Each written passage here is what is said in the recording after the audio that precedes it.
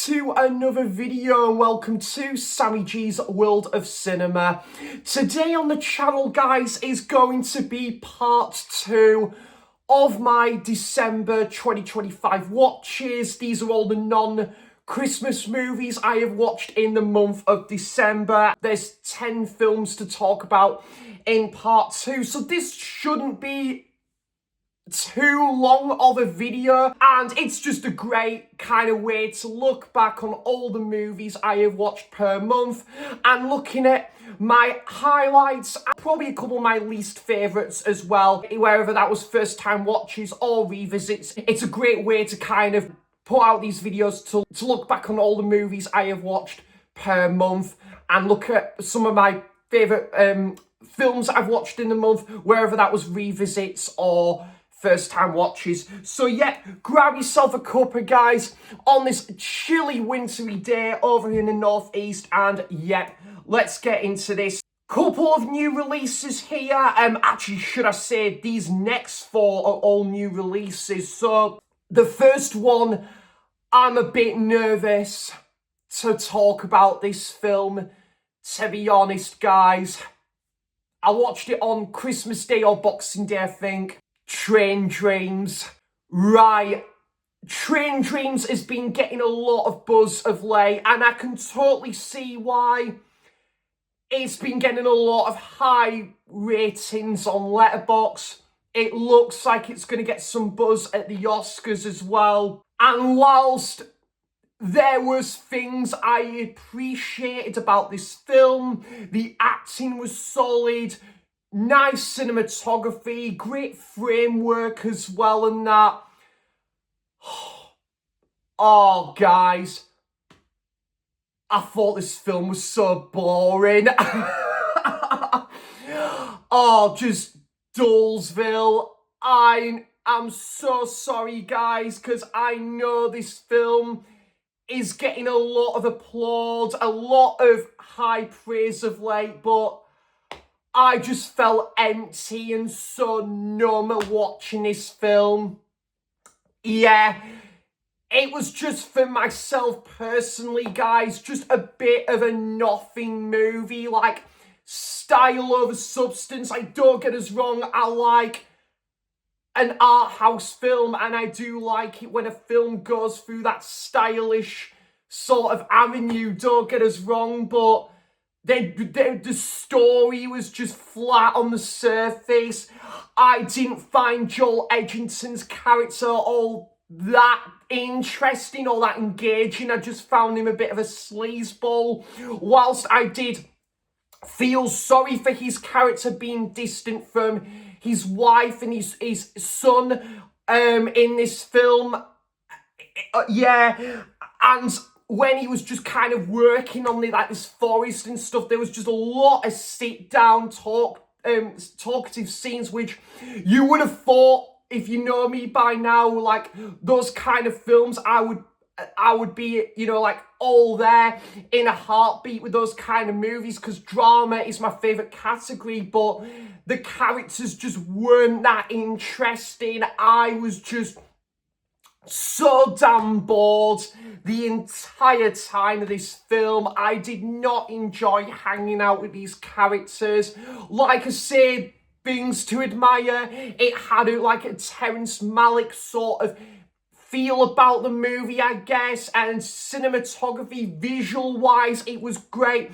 Again, I kind of liked the idea of it, but it just didn't stick to the landing. I can't see myself ever watching this film again, to be honest, guys. And I do like those sort of movies where you're focusing on a character on their own accord and you're learning about their background and stuff and how it brings them back to present day. Those kind of movies I do really like, but this just, nah, this wasn't for me, man. It didn't really keep itself on track. There we go. And Train Dreams I found pretty sleep-inducing. See what I did there? Yeah. So I'm not gonna spend much more time talking about this film, guys. 5 out of 10. It was bang average for me. middle of the track, middle of the road, middle of the train track. Yeah. Nah, wasn't for me. That one, unfortunately, guys. Sorry, guys. But hey, power to anyone who does love this film, but just wasn't my cup of tea, unfortunately. But guys, the next few new releases to talk about, I was much more fond of, and the next film we've got is a film called Sorry Baby. I believe this is a directorial debut, I think, as well, and I missed this one at the cinema. I had some interest in seeing this one through the trailer. And it's an A24 product, and I have been really enjoying a lot of A24's films. So I checked it out because I wanted to check out some of the key new releases in prep for my top 10 of the year video, which I did back in December. And this just made it into my top 10 of the year. This was really good, guys. It just showcased how this sort of horrific experience was for this lady, and she's kind of on that road to recovery, but at the same time as that, her best friend has just got married. I think she started a family. She's living, I think, in New York, and this main lady in it, I think she's a professor. She works at this university. I think she's a professor. I think she's an author, writing on this novel. And yeah, it's kind of like you focus on how she's spending time away from work, kind of what she's just experienced. It's kind of a bit of a tough subject matter, but I think it's kind of handled well as well in this film. I loved the scenes, again, between her and her best friend, but the scenes where that other guy in it, who's not in the film a great deal, but he's been in a few things. He was kind of in the drive-through scene, and yeah, I loved how their sit-down scenes and their conversation. I was hoping to see more scenes between them, actually, because they have really good chemistry on screen, and the acting was really good. The main actress was fantastic in this.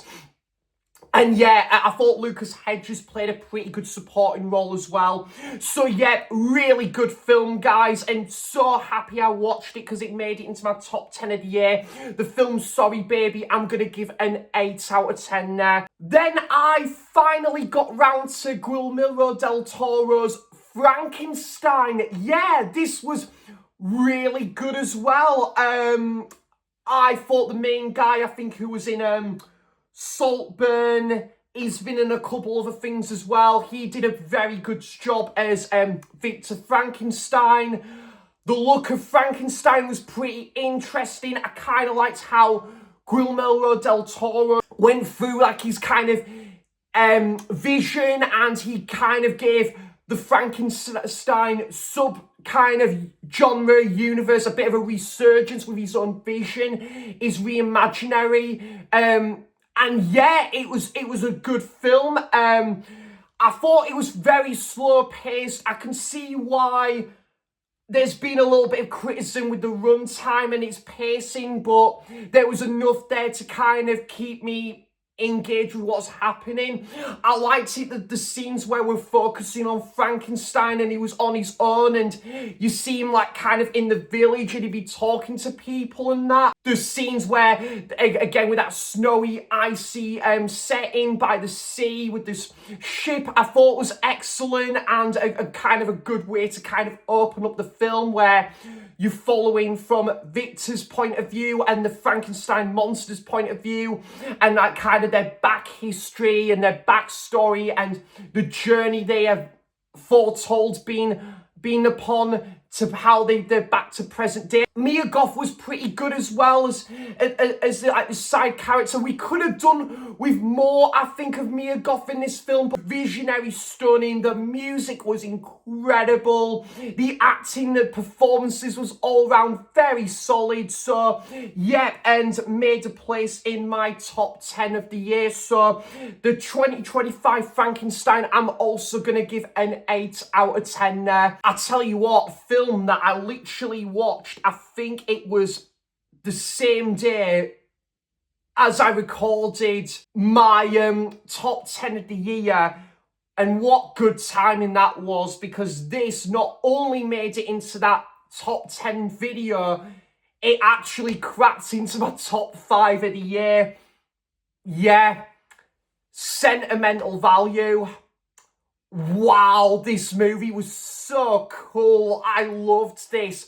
This was really good, guys.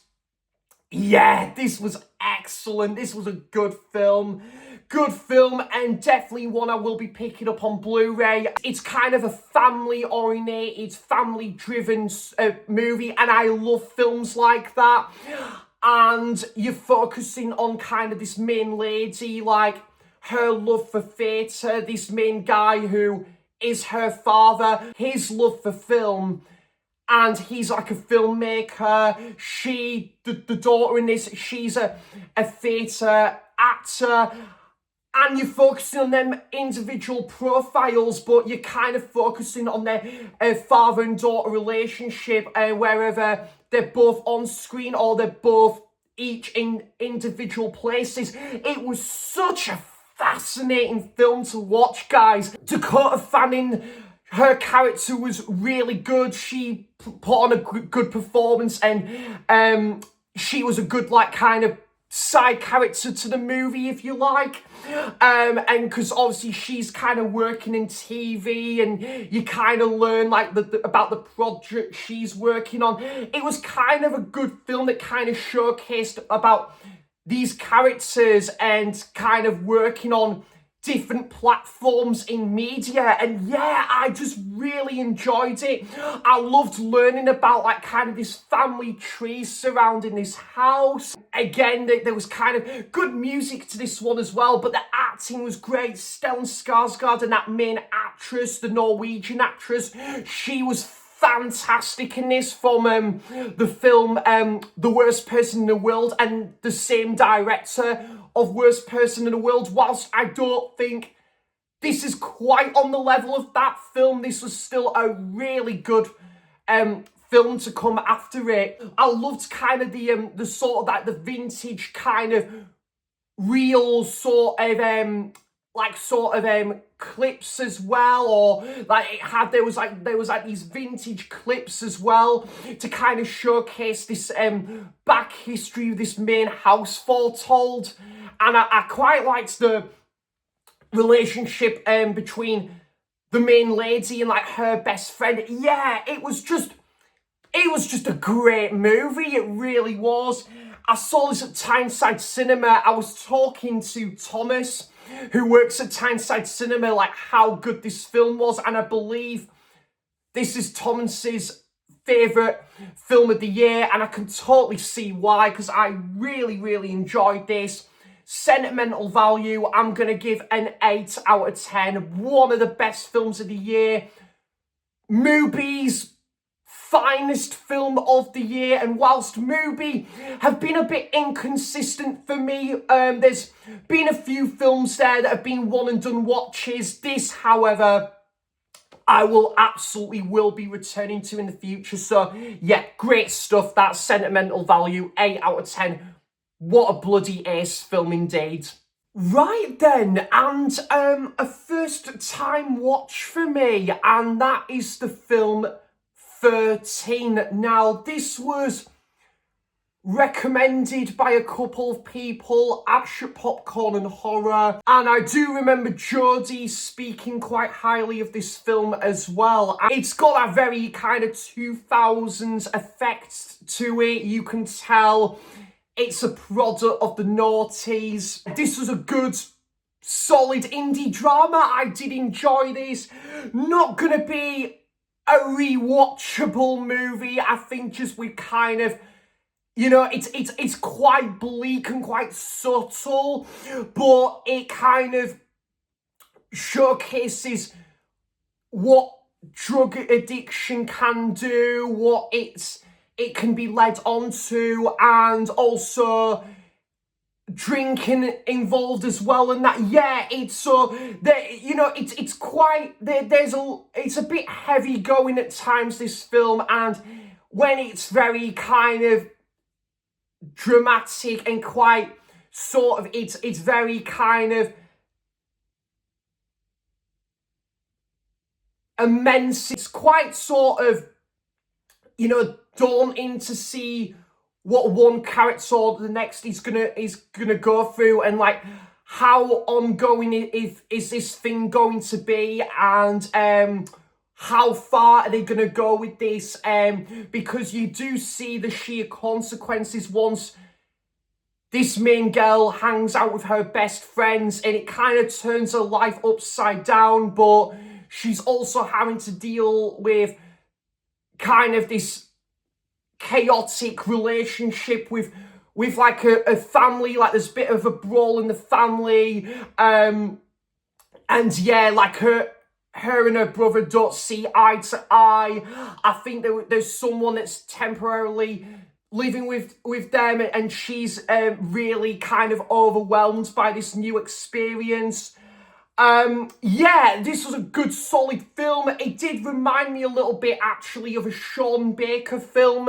I think I could see this sort of film Sean Baker kind of would have done. I think it was quite interesting seeing how the mother was doing, like her kind of sort of relationship with this guy. The main girl, her father likes spending time away, and because he's he's a bit of a workaholic. It's a good film. Again, there was some really good acting in there. But yeah, I mean, my goodness, there was some really dark scenes as well where, you know, there's one character who would say to another some pretty unforgivable things, and that's where kind of the immense side of the movie kind of, it took things up a notch, up a tier there. There was some good, like, kind of hangout scenes with this group of friends wherever they would go to. I think they would go by this beach or this like department store or this cinema. Good film, guys. Not gonna be a rewatchable movie for me, but I did like it all the same. And Holly Hunter's performance as supporting character was good in this. Film 13, I'll give it a 7 out of 10. But a film I think is far superior than that, and I think a film that gets better on each viewing. I think this is slowly becoming one of my favourite films now. It's been a bit of a recurring theme with this sort of like December 2025 watches. I've watched some films that are slowly becoming some of my favourite films, and this is no exception. I rewatched Garden State from Zach Braff. Oh, this film is wonderful. This is fantastic. I've watched this about 3 times this year, 3 times the charm, it seems, because this film just gets better with each viewing. I absolutely love the character work in this film. The chemistry between Zach Braff and Natalie Portman have great chemistry, where you see they kind of have a bit of an unlikely friendship, but you see that blossoms into something else. The side story with Zach Braff's character, I think called Andrew, and his father, who I think is like a psychiatrist, if I'm not mistaken. You learn about the backstory about Zach Braff and like his sort of like relationship with his mother as well, and I always keep forgetting Jim Parsons is in this film as well, when he crops up as this like Knights, I think, that works at like this sort of like this fast food place. Oh, what's the guy called? What is his name? Who's been in a couple other things? Oh, what's his name? I'm having a mind's blank. Peter Sarsgaard. Yeah, Peter Sarsgaard is pretty good, and they're a pretty cool guy. And yeah, I did enjoy hanging out with these characters as well. There's one scene with the dog that cracks me up as well. And when Zach Braff's character, he goes into Natalie Portman's house, and he's kind of freaked out as well by kind of like just the way this house is displayed and decorated, and when she's playing this like record as well. Yeah, it's just a feel-good indie drama and a great directorial debut for Zach Braff. Do need to get on to his other directed film called A Good Person that came out a couple of years ago. But yeah, really good movie, guys. Amazing soundtrack, beautiful ending to that one as well. And I know Ash at Popcorn and Horror is a big fan of this film as well. And you've got fantastic taste in film, Ash, because this is a wonderful film that I'm going to keep coming back to. So yeah, and also I love the scene where Zach Braff, Andrew, where he's sat on the sofa and they're playing 07 in the background, and it's kind of like a stop motion scene. Yeah, wonderful. Garden State, I'm going to give a 9 out of 10 there. Rewatched Submarine now. Yeah, it was only about 3 months ago I rewatched this, but I just was in the mood to rewatch this because part of this film is set at Christmas and New Year's. And, this is fantastic. I love this film. Yeah, great. Again, I think directorial debut for Richard Ayoade. It's got a bit of a Wes Anderson feel vibe about it, and it just works. Again, great family-driven film. I love the parents in this film, played by Noah Taylor and Sally Hawkins. Paddy Considine plays a good kind of rival to the story in this film as well. The pacing, the way the film is kind of laid out and it's narrated, and it's got that quirky, off-the-wall sort of aesthetic to it, but you can't take your eyes off it. It's just, yeah, it's a really good film. Again, the main pairing between Oliver Tate and Joanna is a interesting kind of take on this kind of romantic sort of premise that this film's going for. And yeah, as like a British indie drama, it's fantastic. And yeah, great setting with kind of Wales as well. Good like Christmas, New Year's set into this one. Definitely like a cozy film that I would watch either autumn or winter time. It's got that autumnal slash wintry feel about it. Great soundtrack from Alex Turner. So yeah, Submarine, I'm gonna give an 8 out of 10, and I did talk about this one in my 10 British hidden gems video a while back. Right guys, and we're gonna wrap up the video with what is my annual end of year trinity of films. So these trio of films that I watch every tail end of the year, tail end of December. And yeah, so going a little bit out of order here, because I did watch Submarine on the 30th of December, but these are the trio of films I watch without fail at every tail end of the year. So on the 29th of December, like I do every December 29th, I rewatched Lost in Translation.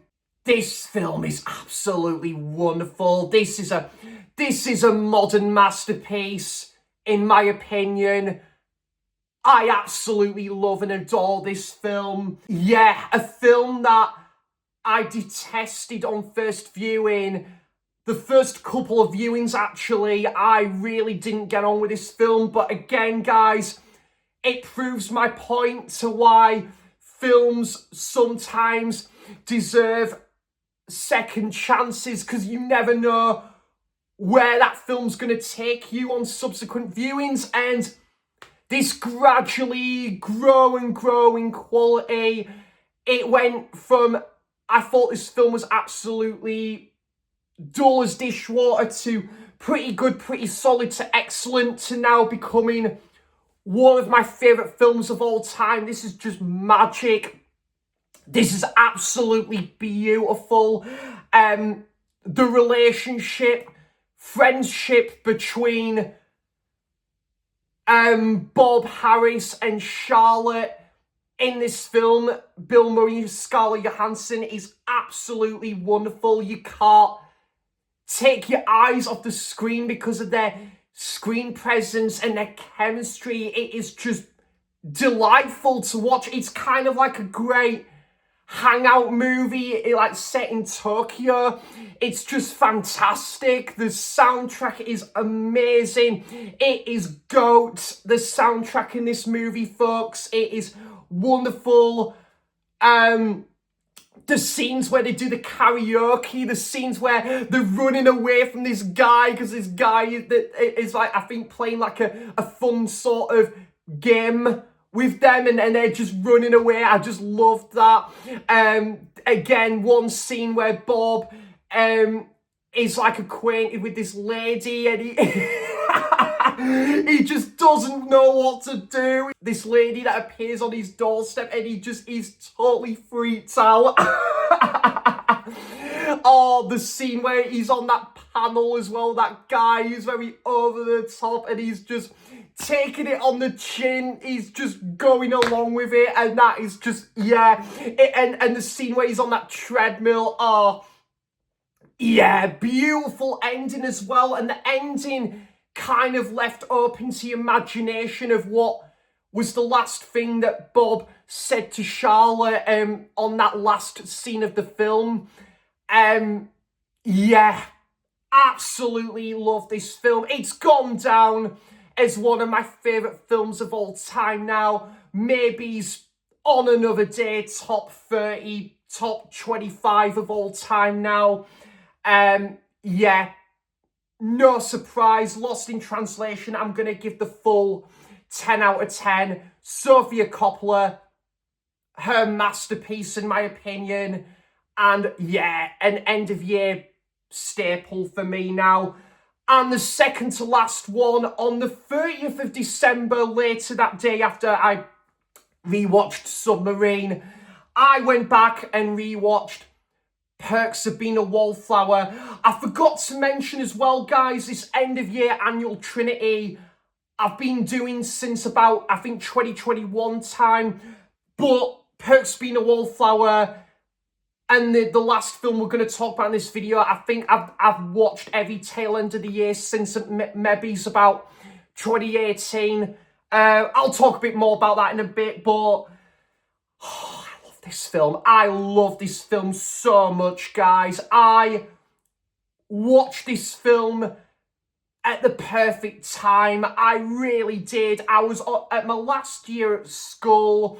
I fell in love with the Smiths' music. I've read the book. The book is really good because Stephen Krupski, who also directed this film, as well, the screenplay, as well as he wrote the book, and the book is fantastic. I would love to reread the book at some point, but yeah, beautiful indie drama. I love the again, the friendship side between Charlie and Sam, played by Logan Lerman and Emma Watson, who you don't really see too much of them actors nowadays, really. I don't know what they're really doing much with themselves nowadays, and a bit of a unpopular name now, but Ezra Miller, but kind of just to separate the art from the arts, separate the arts from the artist.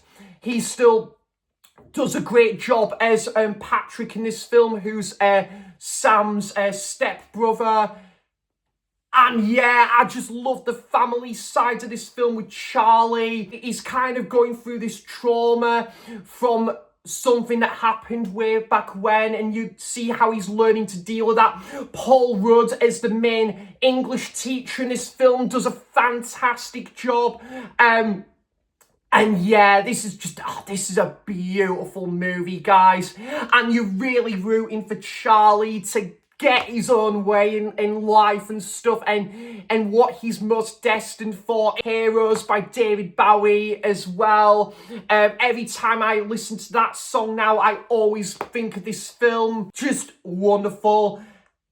amazing film. I've seen this film multiple times over the years, but it's a film I now watch every 30th of December, and I think I have done since 2018. So, Perks of Being a Wallflower. I know Ollie is a big fan of this film as well. And beautiful message at the end of this film as well. So yeah, that gets the full 10 out of 10 for me as well. And the last film to talk about for this video on New Year's Eve. It is no surprise. If you know me and you know my channel, you're probably going to gather a guess of what film I watched on New Year's Eve, and I have done since 2018.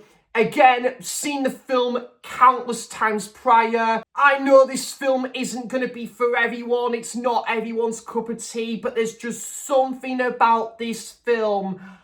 I can't describe it, guys. I can't express what it is I love about this film more than any other film. And don't get us wrong, I'm quite humbled and quite honoured to say most movies I've watched I've ended up loving or liking at least. I'm very happy to say in my lifetime I've seen and continue to think that most films I've watched and seen I've liked, if not loved. But this is the one, for some reason, bizarre reason, I think I love more than most films I've seen. And I've watched every New Year's Eve since 2018. You probably guessed it. This is a story where boy meets girl, but not a love story. 500 Days of Summer, yeah. This is just absolutely wonderful. Again, another modern masterpiece and a film that I always now watch every New Year's Eve.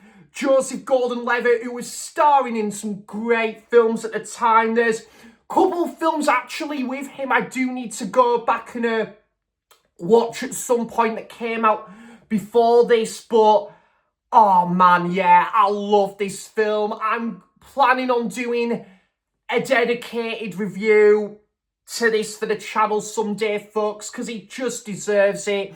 Again, Joseph Gordon-Levitt, who I just connect with his character in this film. He plays Tom, who works in this this cards planning company, this cards planner company that sort of makes cards. And then one day out of the blue, he is acquainted with Zoe Deschanel's character, who's just moved into town as Summer. And you see kind of like this is a film that kind of showcases the highs and lows of their kind of friendship that is led onto a relationship. It is just a beautiful movie, guys. One of the best soundtracks ever, in my opinion.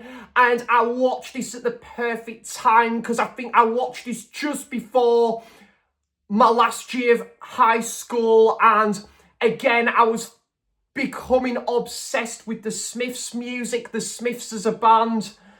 And again, yeah, this ticks off the box where the main character is a Smiths fan, and just perfect timing all round. And yeah, just absolutely wonderful. It feels like a film that the best way I can describe it is the best film Woody Allen never directed. It's kind of that sort of movie. It is the definition of a romantic drama, a perfect indie drama, a defining cinematic moment with expectations versus reality.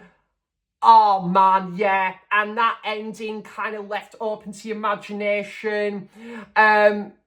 Yeah, the scene where they're at this sort of department store, the drunken karaoke scene.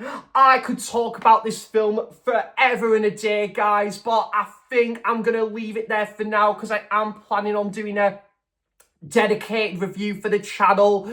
It's not the first time I've talked about this film, and I don't think it'll be the last either. Yeah, And what happened to Zoe Des' channel, actually? What is she doing nowadays? Very bonny girl, and yeah, she was starring in a lot of these films in the 2000s, and she's kind of disappeared off the scene a little bit. I don't know what's happened with her, but I hope she's doing well if she's watching this video. So yeah, 500 Days of Summer. Hell yeah, 10 out of 10. Bloody ace, and one of the best films I've ever watched, and possibly now in my top 5 films of all time. Again, a film that I just was love at first sight on that first viewing, and I just have fallen in love with it ever since. So yeah, 500 Days of Summer, my New Year's Eve staple, and the film that I end my yearly film diary on with a New Year's Eve staple for me. So that's it, guys. That is all the movies I have watched in the month of December 2025. So this has gone on a little bit longer, but some of these films, guys, I've just had a lot to say on, and it's been great talking about my end of year annual trinity and just looking back at all the movies I watched in the month of December 2025, and I'm looking forward to doing the same again for January 2026 in the not far distant future. So yeah, guys, do let me know your thoughts on any of these films. Have you seen any of these movies I've talked about in part 2? What's been your thoughts on them? Is there any of these films that you plan on checking out? I would love to know all of that good stuff in the comments down below there, and I'll be back for more content soon there in due course. So thanks for watching, cheers for stopping by, and until next time, I'll see you for the next video. Bye bye, take care guys, thank you so much.